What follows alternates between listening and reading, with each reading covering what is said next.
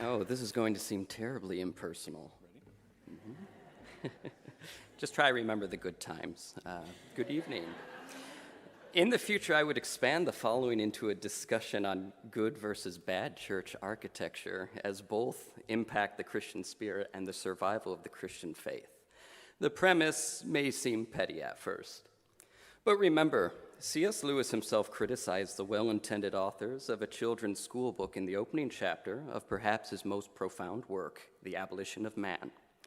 Lewis posits that both teacher and student can be unconscious of a great lie that passes between them. He was referring to the problem of subjectivism, as subjective thinking distorts truth, just as I seek to evaluate the problem as it distorts beauty.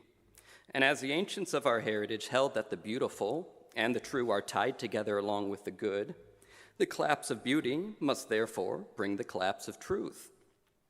With that, I refer to Nathaniel Hawthorne, who authored several famous American novels, but also a short allegory in 1844 entitled Earth's Holocaust. Its style resembles something straight out of the book of Revelation, and there's good reason for that. In the story, a narrator looks on as the entire world decides to gather on one night to have a giant bonfire of the vanities, burning everything thought to be of shallow material worth in an ultimately vain attempt to strip humanity of all that may hinder the march of progress. They start off by burning, for example, all the alcohol, weapons, trophies, relics of heraldry and monarchy, and so forth. A few sentimentalists stand up to the mob, but are put down. And soon enough, declaring no more encumbrance by dead men's thought, the crowd rationalizes the burning of ancient books and manuscripts, and eventually the symbols of Christ on earth, including vestments, altars, baptismal fonts, and even crosses, are fed to the flames. At this point, the narrator recalls, "Yet I felt that these were but the externals of religion. All is well," said I cheerfully. "The wood paths shall be the aisles of our cathedral, the firmament itself shall be its ceiling. What needs an earthly roof between the deity and his worshippers? Our faith can well afford to lose all the drapery that even the holiest men have thrown around it, and be only the more sublime in its simplicity."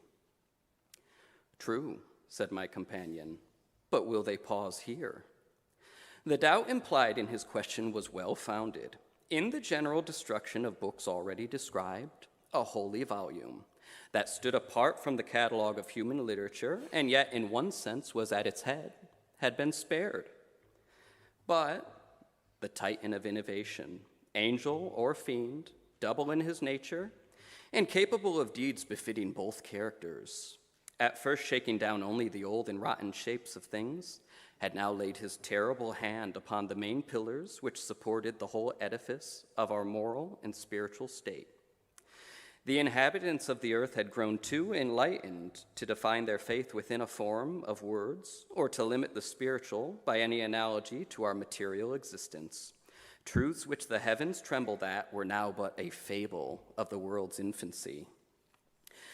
Therefore, as the final sacrifice of human error, what else remained to be thrown upon the embers of that awful pile, except the book, which, though a celestial revelation to past ages, was but a voice from a lower sphere as regarded the present race of man.